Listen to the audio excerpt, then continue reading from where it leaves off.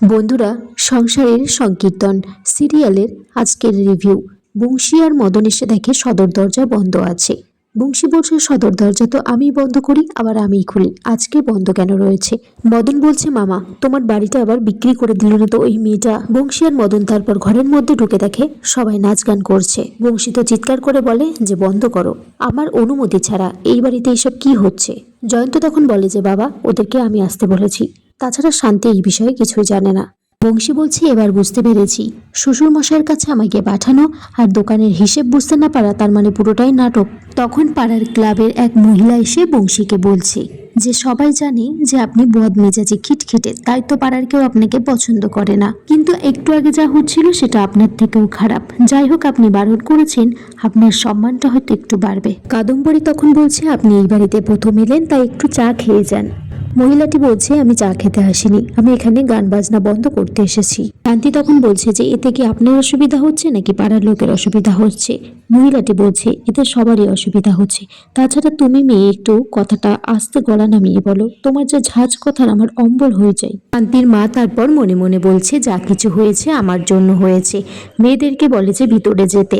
এদিকে আভা চা নিয়ে এসেছে সেই মহিলাটির জন্য, কিন্তু বংশী বলছে ওনার তো অম্বল আছে, ওনাকে চা দিতে হবে না। শান্তি তখন বলছে মহিলাটিকে, আমার শ্বশুরকে নিয়ে গিয়ে একদম আজে বাজে কথা বলবেন না।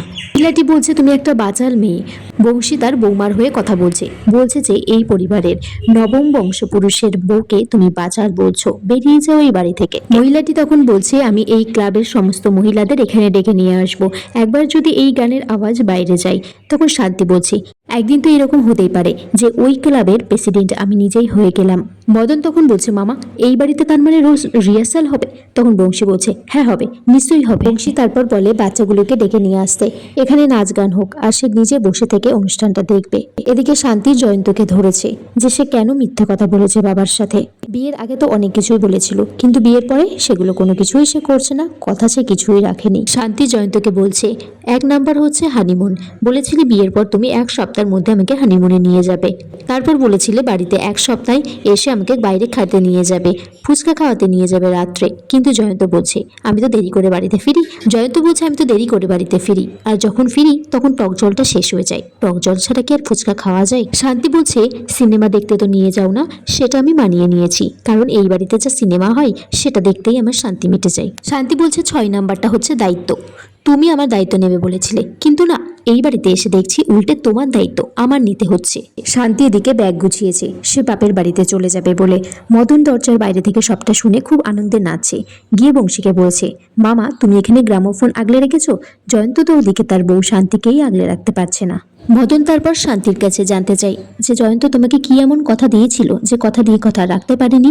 শান্তি বলছে, মদন দা, তোমার আর আভা বৌদির মধ্যে কি কথা হচ্ছে সেটাকে আমি জানতে চাই, তাহলে আমার আর হাজবেন্ড ওয়াইফের মধ্যে কি কথা সেটা তোমায় কেন জানাতে যাব? বংশী এদিকে বলছে শান্তিকে যে বৌমা, জয়ন্ত ছোটবেলা থেকে যে কটা পরীক্ষা দিয়েছে প্রত্যেকটাতে ভালো নাম্বার পেয়ে পাশ করেছে, কিন্তু ও আর কোনো পরীক্ষাতে ফেল করতে পারে না, কিন্তু যে খাতা দেখছে সে যদি নাম্বার কম দেয় তাহলে জয়ন্তর কিছু করার নেই। শান্তি এদিকে বংশীকে বলছে যে আপনি কি বাবা কখনো মাকে কথা দিয়েছেন, আর কথা দিয়ে কি কথা রাখতে পারেননি? বংশী তারপর তার স্ত্রী ময়নার ছবির সামনে দাঁড়িয়ে জিজ্ঞাসা করছে। তখন খাটের তলায় নন্দ আর তার বোন তার বউয়ের গলা করে বলছে যে তুমি তো বিয়ের পর অষ্টমঙ্গলা থেকে ঘুরে এসে 1 মাস পর আমাকে দীঘা নিয়ে গিয়েছিলে। এদিকে জয়ন্ত আর শান্তি তার দাদুর কাছে গেছে, বলছে রবীন্দ্র জয়ন্তীর অনুষ্ঠান হবে আমাদের বাড়িতে, আর বাবাকে এই বিষয়ে রাজি করাতে হবে। বংশীর শ্বশুর মশাই তারপর বংশীকে বলে যে অনুষ্ঠানটা করার জন্য, কিন্তু বংশী কিছুতেই রাজি হতে চায় না, বলে যে এই ব্যাপারে আমি আপনার সাথে একমত হতে পারছি না। এখানেই আজকের পর্ব শেষ হয়ে যায় বন্ধুরা।